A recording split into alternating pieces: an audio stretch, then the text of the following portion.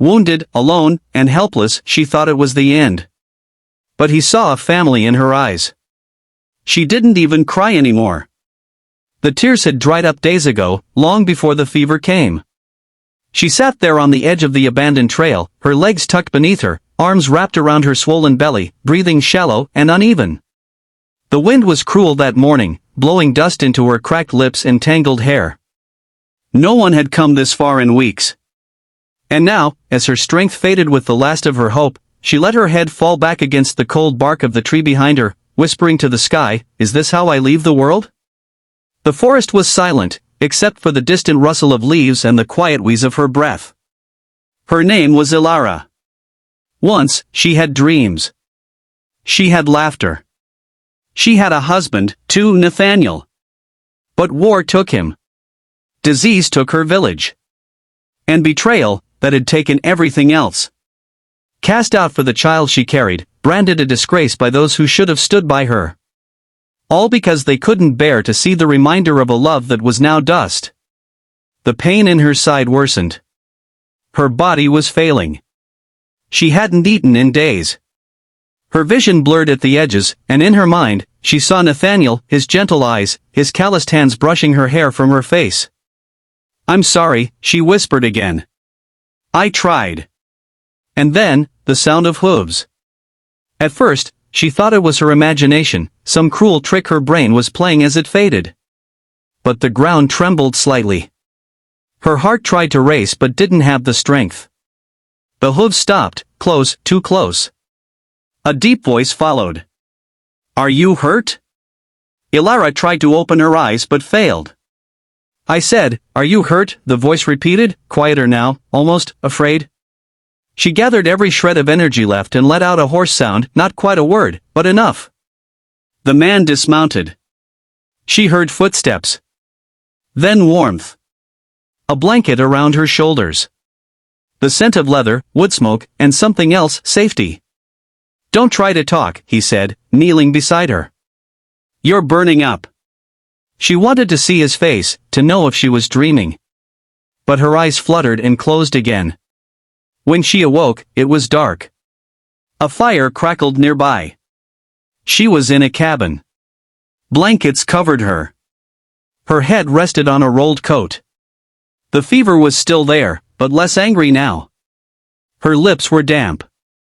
Someone had been giving her water. She turned her head. He was there. Sitting in a chair, back to her, whittling something small with a knife. Broad shoulders. Brown coat.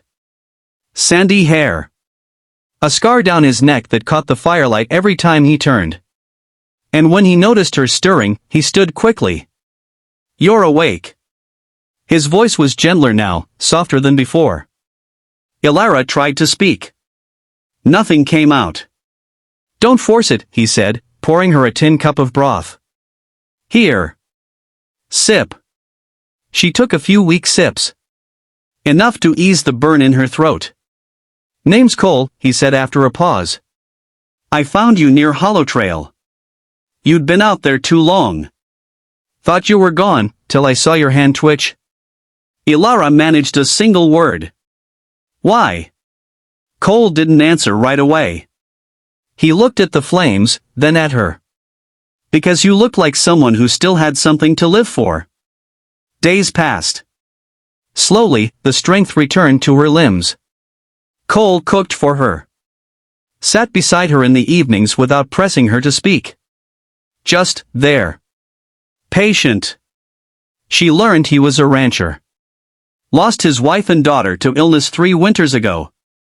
He'd been alone since. Quiet man, worn by life but still kind. He didn't ask questions about her past until she was ready to tell. And one day, she did. She told him about Nathaniel, the love they shared, the village that rejected her, the baby on the way. She cried as she spoke, ashamed and angry and tired. But Cole didn't judge. He just listened. "You don't have to go back there," he said softly when she was done. "Not ever." She looked at him. "Then where do I belong?" He didn't answer with words.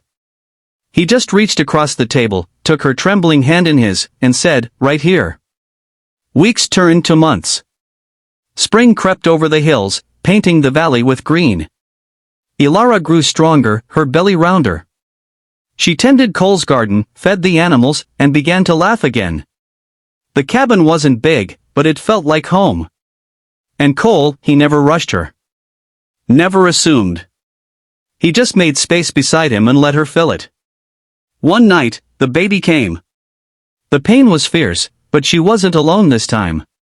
Cole never left her side. He wiped her forehead, whispered encouragement, held her hand through every wave of agony. And when the cries of a newborn split the quiet night, Cole wept. A little girl. Healthy. Pink cheeks. A tiny bundle of hope. Ilara held her close, tears rolling down her cheeks. "Nathaniel," she whispered. She made it. Cole stood near the bed, hesitant. "Would you like to hold her?" Ilara asked. He stepped forward slowly, arms trembling as she passed the baby to him. The moment his hands wrapped around the infant, something changed in his face. A softness, a wonder. "What will you name her?" he asked. Ilara looked at them both, the baby in his arms, the man who saved her life. "Hope," she said. "Because that's what she gave me. What you gave me." Cole looked down at the child, then up at Ilara. His voice broke when he said, "I never thought I'd have a family again. But I see it now. I see it, in your eyes, in hers." And in that tiny cabin on the edge of nowhere, 3 souls found something they thought they'd lost forever: love, belonging, and a place to start again. Sometimes, life ends in heartbreak. But sometimes, it begins there too.